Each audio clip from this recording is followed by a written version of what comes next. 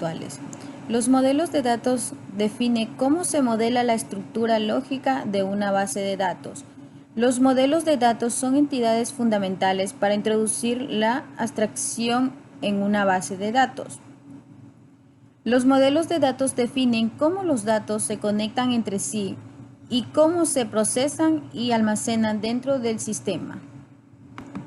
Los modelos de datos conceptuales son los primeros que se emplean en el proceso de creación de una base de datos. También reciben el nombre de modelo lógico basados en objetos y son modelos altamente sistemáticos e independientes del tipo de base de datos que se pretende crear. En estos modelos se describen los datos del universo, del discurso tal y como lo captamos en el mundo real. Esto es alejado de su implementación en el orden en un sistema de gestión de base de datos concreto. Modelo, entidad, relación. Este modelo es uno de los más utilizados en la actualidad para representar un esquema conceptual.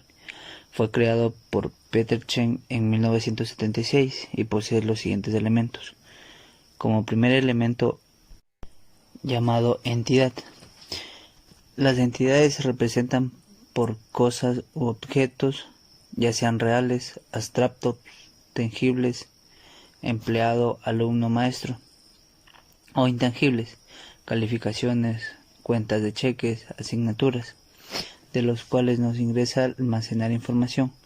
Las entidades tienen las siguientes características. Son las tablas de una base de datos. Se representa por un rectángulo con su nombre dentro de él.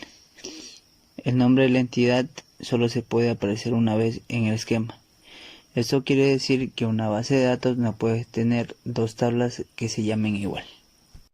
La siguiente es la relación.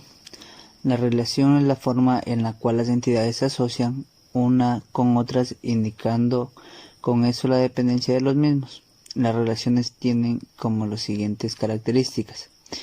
Se representan con un rombo, con su nombre dentro de él. Generalmente es un verbo o una acción que une las entidades. Puede asociarse con una entidad, con otra o consigo mismo. Aquí tenemos como ejemplo la llamada trabajador, que se relaciona consigo mismo, porque en una empresa un trabajador puede ser el jefe de otro trabajador. Del lado derecho tenemos otro ejemplo, en el cual una entidad profesor, llamada profesor, da clases a un alumno. El siguiente es el atributo.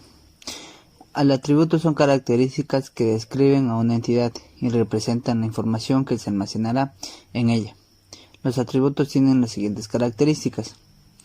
Dice que son columnas de la tabla, los cuales se les conoce como campos.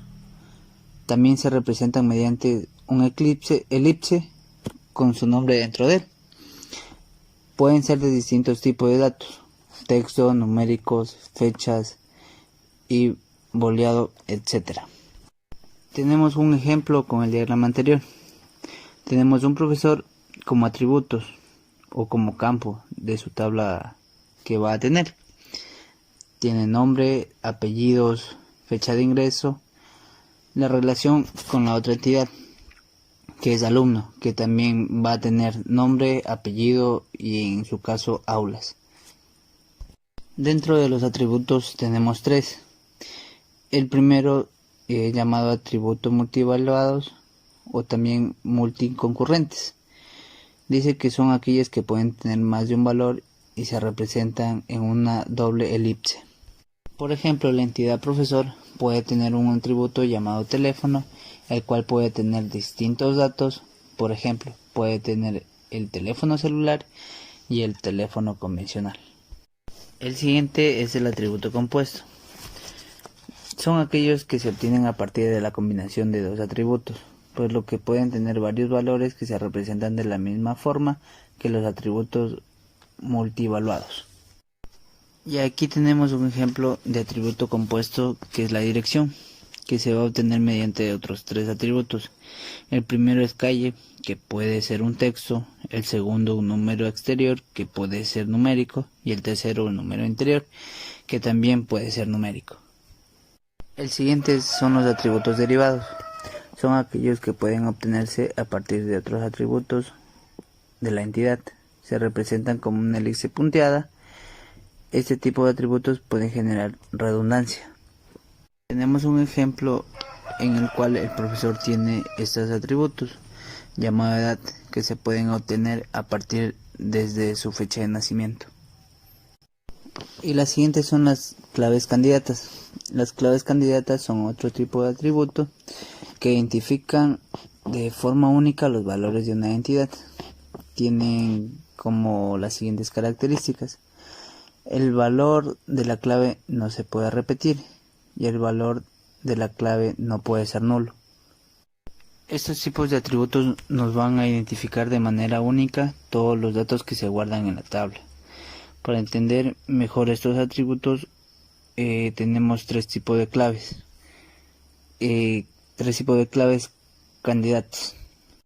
Tenemos como clave primaria, llamada también clave primaria, primary key, o con sus siglas en inglés PK.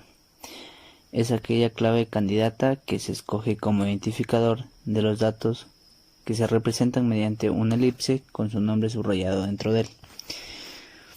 Es decir, el profesor, aparte de tener los atributos que vimos en el ejemplo pasado, va a tener un atributo especial que lo va a hacer su número de empleado. Para identificar a un profesor en una tabla es más fácil buscarlo por su número de empleado que por su nombre, ya que estos pueden repetirse con los de los demás personal, y el número de empleado es un valor único que se va a identificar a un empleado en concreto. Y ahorita vamos a ver el ejemplo de la tabla, en la cual vemos que está asignado al como número de empleado 1, 2, 3, 4 al profesor Luis García, que su fecha de ingreso está correcta. También tenemos de la asignación de número de empleados 5, 6, 7, 8 a Ramón Saltos Pineda. También tenemos con fecha de ingreso que también está correcta. También tenemos el número de empleados 6, 7, 8, 9 a Ana Valencia Olivares, que también tiene una fecha de ingreso correcta. Pero aquí tenemos el error en el usuario 6789, Vanessa Martínez Ábalos, ya que es un usuario repetido que está dado de alta, no se puede repetir. Y también nos genera error porque ya está repetido el dato. Tiene que también ser otro número de empleado, otra numeración, para que este profesor sea aceptado en el sistema. Tenemos el siguiente como clave primaria compuesta. Dice que es una entidad que no puede tener más de una clave primaria. Sin embargo, puede haber una clave primaria compuesta, la cual es la clave candidata conformada por varios atributos. Vamos a hacer una variación del ejemplo anterior, pero ahora lo vamos a agregar un tipo, y ahora en conjunto con el número de empleados y el tipo van a formar la clave primaria. Por ejemplo, el empleado 1, 2, 3, 4 es el tipo de base, que es el profesor Luis García Pérez, un dato válido, así como el de abajo. De igual manera estamos repitiendo 1, 2, 3, 4, pero ahora el tipo es indeterminato. Aquí ya están funcionando como un conjunto. Entonces 1, 2, 3, 4 y base, y 1, 2, 3, 4 interminato son una clave primaria diferente.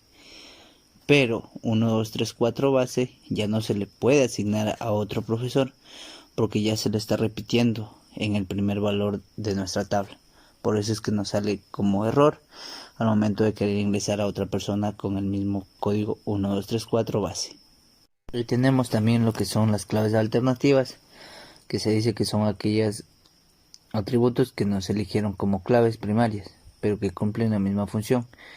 Puede haber varios campos como claves alternativas, suelen ser opcionales y no necesariamente trabajan en conjunto con la clave primaria. También tenemos la clave alternativa, son aquellos atributos que no se eligieron como claves primarias, pero que cumplen la misma función. Puede haber varios campos como claves alternativas, suelen ser opcionales y no necesariamente trabajan en conjunto con la clave primaria. Aquí podemos tener varias claves alternativas opcionales que nos van a ayudar también a llegar a los datos como lo haría una clave primaria. Por ejemplo, tenemos la entidad llamada profesor, que tiene un número de empleado como clave primaria y como clave alternativa un teléfono. Es decir, que si realizamos una búsqueda con número de teléfono, también nos debe llevar hacia los datos del usuario. Se puede poner otras claves alternativas como correos electrónicos, y de la igual manera nos tiene que llevar hacia los datos de la persona. De igual manera, como son datos claves candidatas, no pueden tener un valor nulo y tampoco se pueden repetir. Buenas tardes, ingeniero. Buenas tardes, compañeros. El tema que les voy a explicar yo es sobre las relaciones dentro del modelo conceptual de base de datos. Nos dice que una relación es una asociación, vinculación o correspondencia significativa entre las entidades de nuestra base de datos. Las relaciones tienen asociadas una medida conocida como la cardinalidad de la asignación. Este tema de cardinalidad les va a explicar el compañero a continuación. Dentro de las relaciones podemos encontrar relaciones de 4 tipos. Una que son las relaciones binarias. Este tipo de relaciones binarias se trata de las relaciones que asocian dos entidades. Es decir, en este caso, en el ejemplo, tenemos una relación entre los cursos y las aulas. Las relaciones ternarias, que estas vienen a ser las relaciones que se dan entre 3 entidades, pero no siempre es posible, ya que se puede realizar también entre 2 entidades, o sea, una relación binaria y asociarla a otra relación por separado, no directamente como están aquí, que tenemos donde se relaciona el curso, las aulas y los días. Tenemos también la relación doble. Este tipo de relación se llaman así a 2 relaciones distintas que sirven para relacionar a las mismas entidades. Son más difíciles de manejar, ya que al manipular las entidades hay que elegir muy bien cuál es la relación adecuada. Y por último, la relación reflexiva, que esta es una relación que sirve para relacionar 2 ejemplares de la misma entidad. Puede ser personas con personas, piezas con piezas, etc. También tenemos la representación de las relaciones. Y nos dice que las relaciones entre entidades se representan de manera diferente de acuerdo a la notación relacionada. Chen, que es uno de los fundadores del modelo conceptual, nos dice que las relaciones se representan por rombos que se enlazan a las entidades involucradas y que la cardinalidad de la relación se especifica mediante letras en los extremos de las relaciones. Aquí podemos apreciar una relación binaria en la cual tenemos la relación entre el cliente y la cuenta. Y cada una de estas cuenta con sus atributos, que vendría a ser el ID del cliente, el nombre del cliente, la dirección del cliente y la ciudad del cliente para la entidad cliente. Y para la entidad cliente tenemos número de cuenta y saldo. James Martin sugiere que utilizar líneas para representar las relaciones, incluyendo los nombres de las relaciones como etiquetas para esas líneas. Es decir, cuando vayamos a realizar una relación en el tema de la cardinalidad, veremos que una relación que tenga 2 líneas en un extremo de la entidad y un círculo con 3 líneas como un triángulo, como una especie de triángulo, representa una relación de 1 a varios. Es decir, que una persona puede leer varios libros en este caso, de este ejemplo. También les voy a explicar sobre lo que es el tema de los atributos, que les dije anteriormente que tenían cada entidad varios atributos. Eso nos dice que es cada una de las características de una entidad o de una relación.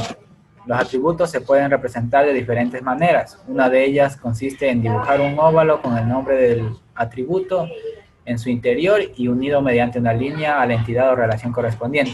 Como podemos ver en el siguiente ejemplo, tenemos aquí que la entidad cliente cuenta con 4 atributos, los que les detallé anteriormente. Y la entidad cuenta tiene 2 atributos, que son el número de cuenta y el saldo. Esos serían los atributos de esta entidad, son las características con las que cuenta esta entidad. También tenemos lo que son las reglas de los atributos, que nos dice que los atributos deben ser unievaluados. No pueden tener varios valores para una ocurrencia dada en un momento determinado. Es decir, que cada atributo, al momento que vamos a especificar el valor que va a tener, sea este entero, decimal, carácter o el tipo de dato, eso no pueden tener dos valores para un... No pueden tener dos valores para un solo atributo, es decir, tenemos que especificar en cada casilla de cada atributo un solo valor. La pertenencia a la entidad. Esto se hace parte realmente de la entidad a la que asociamos. Quiere decir que tenemos que especificar que cada atributo que vamos a darle debe ser característica propia de la entidad a la que le estamos dando este atributo. También tenemos la relevancia de un atributo que depende del tipo del problema. Es decir, debemos especificar cada atributo en orden de relevancia que tenga esta con respecto a la entidad. Por ejemplo, si vamos a dar una entidad de personas y los atributos los podemos poner de acuerdo a la relevancia, primero el número de cédula, luego el nombre, luego el apellido, y así cada uno de los datos que queramos rejuntar de lo que es la entidad. Existen 3 tipos de atributos, los que son los compuestos, los múltiples y los opcionales. Los compuestos nos dicen que son los que son varios atributos para una sola entidad. Los múltiples pueden tomar varios valores. Es decir, en este caso del ejemplo, el cliente tiene un atributo teléfono. Ese teléfono puede ser de varios tipos. Y opcionales pueden tener valor nulo. En este caso el cliente, si es que se le quiere asignar un valor a la entidad cliente, se le asigna, si no se le puede dejar sin valor y eso corresponde a un valor nulo. O sea, es opcional llenar este espacio. Y eso es lo que respecta a lo que es las relaciones y los atributos. Bueno, a mí me toca hablar sobre la cardinalidad. Indica un número de relaciones en las que una entidad puede aparecer. Se anota en términos de cardinalidad mínima. Indica un número mínimo de asociaciones en las que aparecen cada ejemplar de la entidad. El valor se anota es de 0 o 1. Cardinalidad máxima. Indica el número máximo de relación en la que puede aparecer cada ejemplar de la entidad. Puede ser uno o muchos. A continuación daré un pequeño ejemplo. La cardinalidad va dentro de una relación que podemos identificar como de 0 a muchos, de 0 a 1, de 1 a muchos y de muchos a muchos. ¿Qué es UML? UML es un lenguaje de modelado, es decir, es un lenguaje cuyo vocabulario y reglas se centran en la representación conceptual y física de un sistema. ¿Para qué sirve UML? Sirve para visualizar el sistema, es decir, cada símbolo tiene una semántica bien definida y cualquier desarrollador puede interpretar un modelo UML sin ambigüedad. La UML nos facilita la comunicación. ¿Para qué nos sigue sirviendo el UML? Nos ayuda a especificar el sistema. Permite construir modelos precisos, no ambiguos y completos. Nos permite documentar las especificaciones de todas las decisiones de análisis, diseño e implementación. elementos del UML. Entre ellas se encuentran las estructuras, que estas vienen definidas por su clase, interfaz, colaboración, caso de uso, componente y nodo. También UML cuenta con otros elementos que son de comportamiento y de agrupación. De comportamiento, las interacciones y estados, y de paquete, que pertenece a de agrupación. Existen los elementos de anotación y relaciones. Las relaciones, que se clasifican en dependencia, asociación, generalización y realización. Estas relaciones son las que nos permiten identificar a las diferentes tablas del sistema, es decir, si esta tabla pertenece a la otra tabla como una dependencia, si se asocian, o es una generalización, es decir, de una clase padre a una clase hijo. También existe lo que es los diagramas. En UML los diagramas son muy importantes, ya que en ella podemos nosotros presentar nuestro sistema. En ello existen los diagramas de clases, objetos, casos de uso, secuencia, colaboración, estados, actividades, componentes e implementación. En los elementos estructurales tenemos a una clase. Es una descripción de un conjunto de objetos que comparten los mismos atributos, operaciones, relaciones y semántica. En caso de la interfaz, es una colección de operaciones que especifican un servicio de una clase o un componente. Describe el comportamiento visible de ese elemento. En caso de uso, es una descripción de un conjunto de secuencia de acciones de un sistema y que produce resultado observable de interés para el actor particular. Una colaboración define una interacción y es una sociedad de roles de otros elementos que colaboran para proporcionar un comportamiento cooperativo.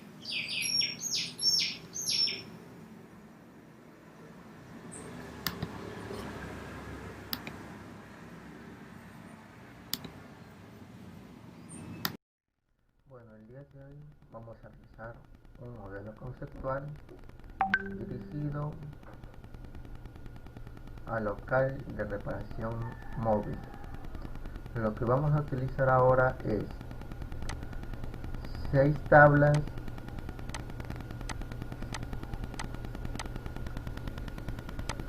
y en cada tabla vamos a poner su nombre. Primera tabla se llamará cliente.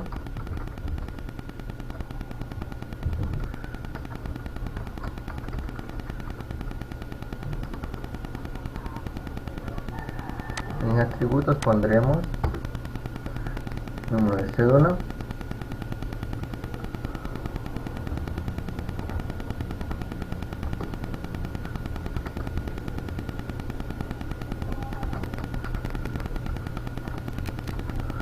nombre y apellido.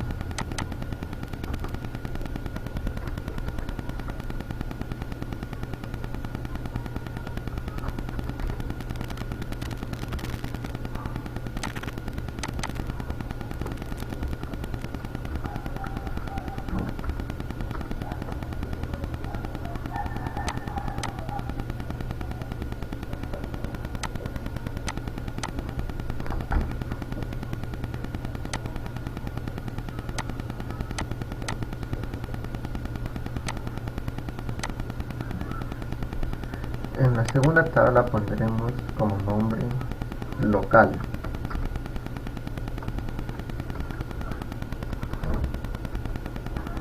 Y como atributos, reparación móvil.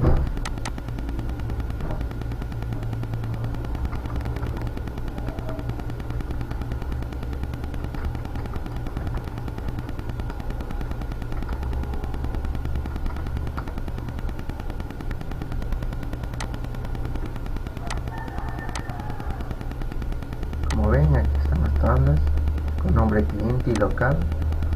Vamos por la tercera tabla, que se llamará modelo móvil.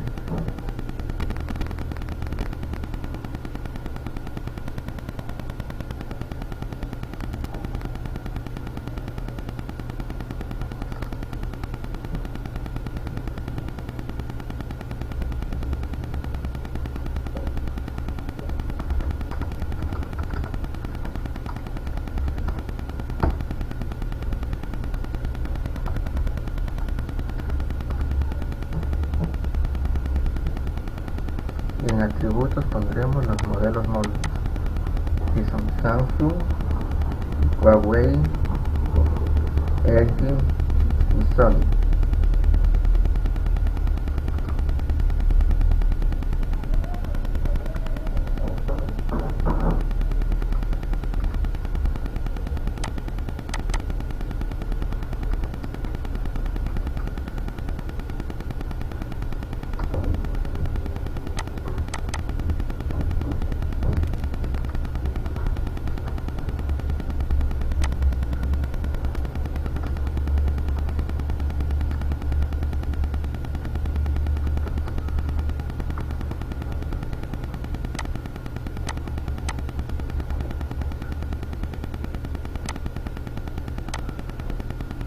Tercera tabla, cuarta tabla pondremos observación.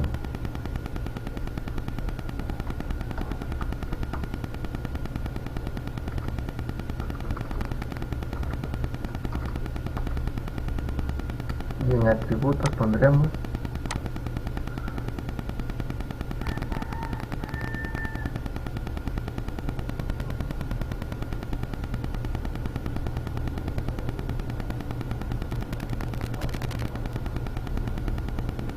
cuenta con repuesto o no cuenta con repuesto.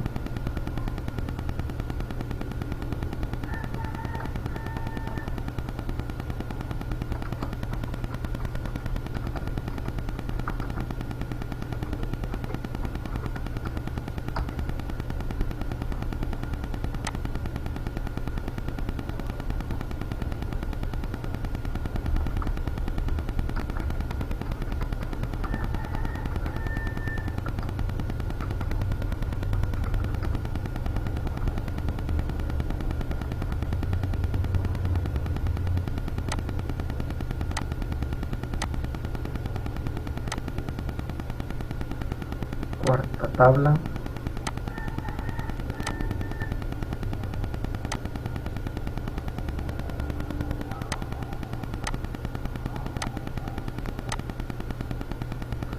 pondremos como nombre reparación.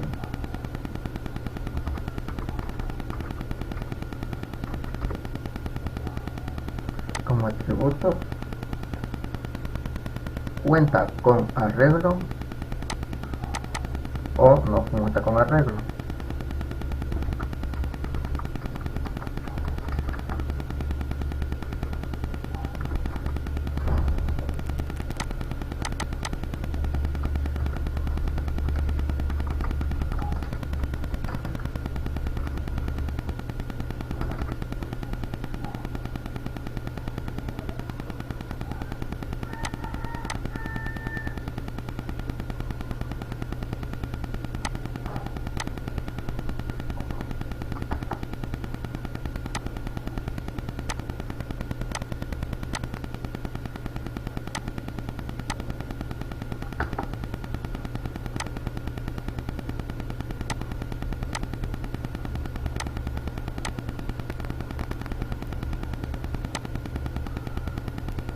La quinta tabla.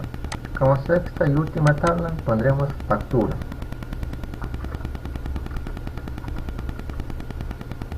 En atributos pondremos nombre de local, nombre del cliente y la reparación.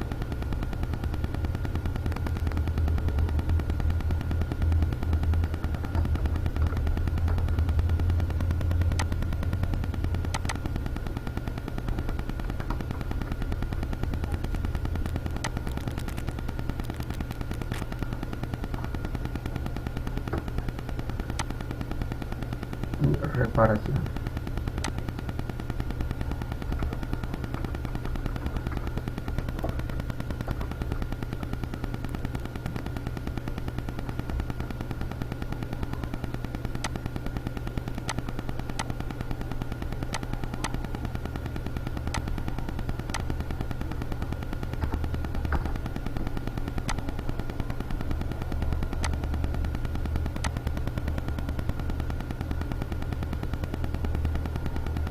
Bueno, ya tenemos las 6 tablas.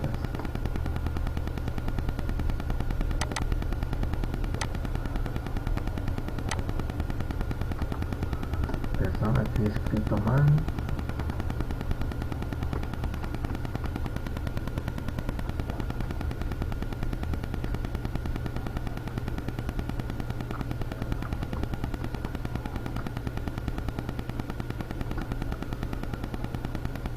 Ahora sí. Una vez ya hechas las 6 tablas, empezaremos a relacionarlas.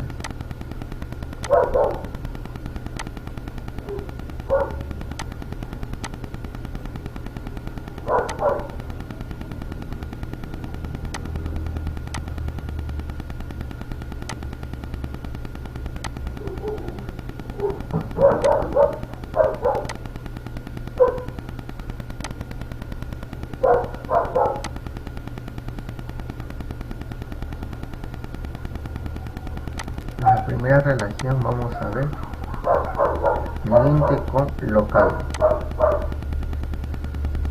Un cliente a varios locales no es un cliente, no, varios clientes a un local.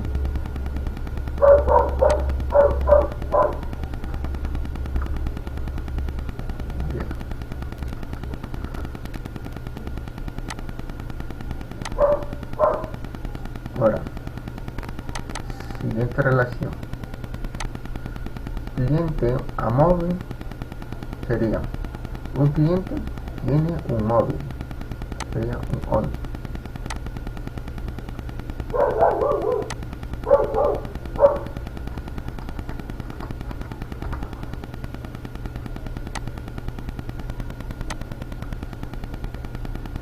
Siguiente relación.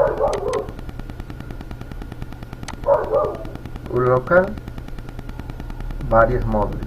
Se queda tal y cual como está.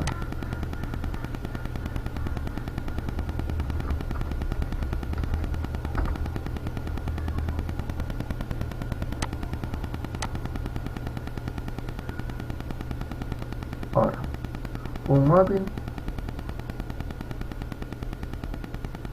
hacemos relación con una observación. Sería un móvil, una observación.